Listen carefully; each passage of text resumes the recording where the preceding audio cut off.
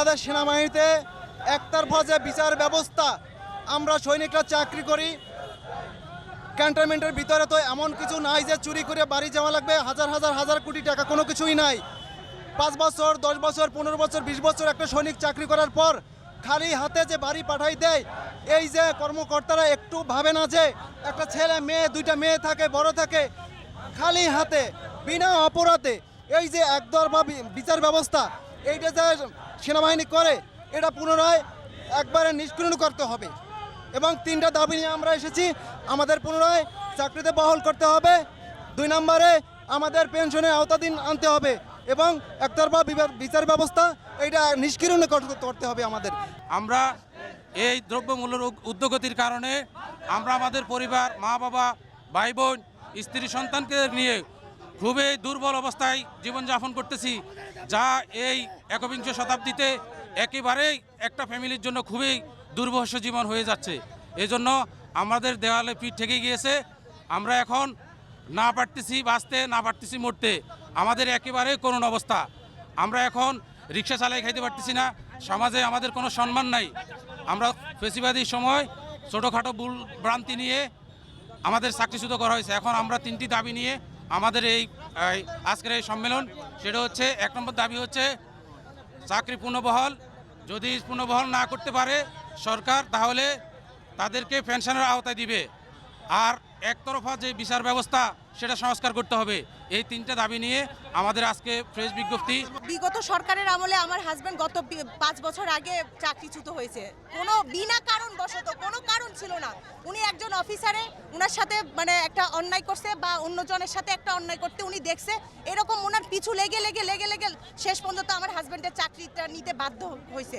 কোনো কারণ বশত, উনি নিজেও জানে না, কোনো কারণ ছাড়াই ওনার চাকরি থেকে ওনাকে ছুত করা হয়েছে।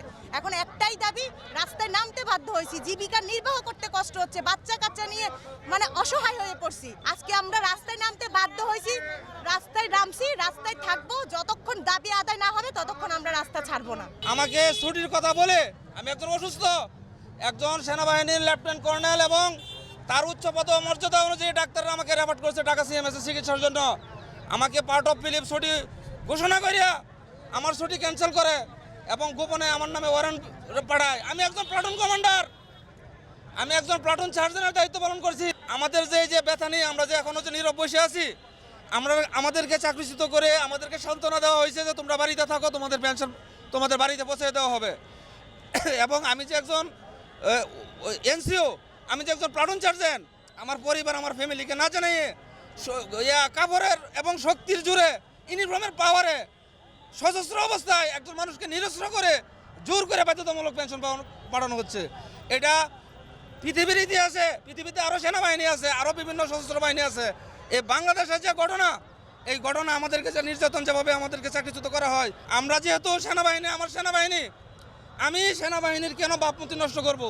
সেনাবাহিনীর উপরে একটা মানুষের কথা বলে আমার বুকে আঘাত লাগবে, সেই জন্য আমরা চুপ করে বসে আছি। আমরা কোনো রাজনৈতিক দলের সাথেও আমরা সংযুক্ত হই নাই। আমরা এখনও আশা আছি আমাদের যে ন্যায্য দাবি, সুষ্ঠু তদন্তের মাধ্যমে প্রত্যেকের ন্যায্য দাবি ফিরিয়ে দেওয়ার জন্য। আমাদের দাবি একটাই যে আমাদের চাকরি পুনরায় ফিরে দেওয়া হবে। আমার উপদেষ্টার কাছে তারা সেজন্য আমাদের চাকরিটা ফিরে দেয়। আমার হাজব্যান্ডকে অন্যায়ভাবে চাকরিটা নেওয়া হয়েছে এবং আমাদের সকল ভাইদের পুনরায় তাদের চাকরিটা পাই, এটা অনুরোধ করছি উপদেষ্টার কাছে।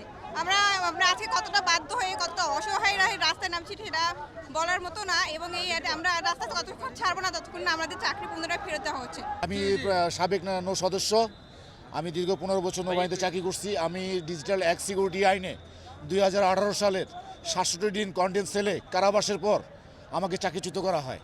তখন ওই মুহূর্তে ছিল তৎকালীন সময় শেখ হাসিনার এডিসি ছিল, আমাদের তখন ওই মুহূর্তে যে সিও ছিল আমার যে ক্যাপ্টেন জিয়া, সে ছিল প্রধানমন্ত্রী শেখ হাসিনার এডিসি ছিল। তখন সে আমার ওই ইউনিটের সিও। তখন আমাকে ডিজিটাল অ্যাক্ট সিকিউরিটি আইনে ফেসবুকে হেফাজত ইসলামের উপরে যে আক্রমণ হয়েছে এবং প্লাস পাশাপাশি যে বিডার পিলখানা যে হত্যাকাণ্ড এবং সাতক্ষীরা যে বিভিন্ন যে জামাত ইসলামের উপরে যে বিভিন্ন যে পুলিশি অ্যাকশনের নামে যেভাবে অত্যাচার নিপীড়ন, এইসব বিষয়গুলো আমি ফেসবুকে শেয়ার করছিলাম। এই শেয়ার করার কারণে 2018 সালে আমাকে সেপ্টেম্বর মাসের 17 তারিখ আমাকে ক্লোজ অ্যারেস্টে নেওয়া হয় এবং আমাকে আয়না ঘরে রাখা হয় 67 দিনে আমাকে আয়না ঘরে রাখার পর আমাকে চাকরিচ্যুত করা হয় এবং আমাকে সেখানে মানসিকভাবে নির্যাতন করা হয়। ফ্যাসিস্ট খুনি শেখ হাসিনার আমলে ডিজিটাল অ্যাক্ট যে সিকিউরিটি আইন যে করা হয়েছে, এটা হচ্ছিল শেখ হাসিনার পক্ষে আইন করা হয়েছে। আমাদের প্রতিবাদের যে ভাষা ছিল সেই ভাষাকে বন্ধ করে দেওয়া হয়েছে। সে তার বিনিময়ে আমি ফেসবুকে শেয়ার করার কারণে আমাকে ডিজিটাল সিকিউরিটি আইনে আমাকে চাকরিচ্যুত করা হয় এবং আমি 67 দিন এই আয়না ঘরে ছিলাম আমি। তাই ফিলিপ ছুটি কইয়া ও ছুটি দিছে ফর অ্যাবসেন্ট দেখাইছে, এটাই অ্যাবসেন্ট দেখাইয়া চাকরিতে আউট করছে। কিন্তু দীর্ঘ 22 বছর যে চাকরি করলো, এটা যদি আউট করে আমার পেনশন দেয়, আমরা ভবিষ্যৎ দেখ, আমরা তো ভাই খায় না খায় মরে রয়েছি। আমরা রাস্তায় নামছি, আমাদের সরকারের কাছে একটাই অনুরোধ, আমাদের দাবি মেনে নেন। উপদেষ্টা ভাইদের কাছে অনুরোধ, আমরা সন্তান নাতি নায়াল না খাইয়া বেঁচে আছি। আমাদের দীর্ঘ 22 বছর চাকরি করে আমরা কিছু পাই না। আমরা ইউনিফর্মের সম্মান ফেরত চাই, আমাদের স্ত্রীর অধিকার ফেরত চাই, আমাদের সন্তানের অধিকার ফেরত চাই। আমাদেরকে সেনাবাহিনী থেকে অন্যায়ভাবে চাকরিচ্যুত করা হয়েছে। আমরা আজ নিগৃহীত, অবহেলিত। আমরা সমাজের কাছে অবহেলিত, আত্মীয় স্বজনের কাছে অবহেলিতভাবে আমরা খুবই অসুবিধার মধ্যে এবং আমরা মানবতার জীবনযাপন করছি। গত ফ্যাসিস্ট আমলে যারা বৈষম্যের শিকার হয়েছে, প্রায় 350 অফিসার এবং 6 শতাধিক সৈনিক আমরা অ্যাপ্লাই করেছিলাম। তো অদ্যাবধি এটা নিয়ে আমাদের বাহিনী হেডকোয়ার্টার থেকে অথবা মাননীয় প্রধান উপদেষ্টা থেকেও কোনো ধরনের কোনো ডিসিশন আসে নাই। এর জন্য আমরা আজকে একটা অবস্থান কর্মসূচি নিতে আসছিলাম। তা আমাদের এখানে যে আর্ম ফোর্সেস ডিভিশন আছে এবং 3 বাহিনী থেকে আমাদের স্যাররা এসেছেন, তাদের সাথে আমরা আলোচনা করেছি, আলোচনা ফলপ্রসূ হয়েছে এবং স্যাররা আমাদের আশ্বস্ত করেছেন এবং কথা দিয়েছেন যে আগামী 5 কার্যদিবসের মধ্যে তারা আমাদের যারা নিগৃহীত আছে, নিপীড়িত আছে, 2টা ফরম্যাটের জাস্টিস ফর কমরেড এবং সহযোদ্ধা প্ল্যাটফর্মের সদস্য সহ এবং এএফডি এবং 3 বাহিনীর সদস্য সহ একটা রিভিউ কমিটি গঠন করবেন। স্যাররা যেহেতু আশ্বাস দিয়েছেন এবং আমাদের তারা বলেছেন আগামী 5 কর্মদিবসের মধ্যে তারা এটা করবেন।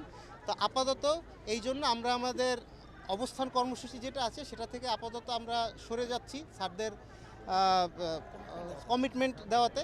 তো পরবর্তীতে যদি এরকম দেখা যায় যে আমাদের তাদের কমিটমেন্টের সাথে কাজের মিল নেই, হয়তো আমরা আবার আমাদের দাবির জন্য নামতে পারি।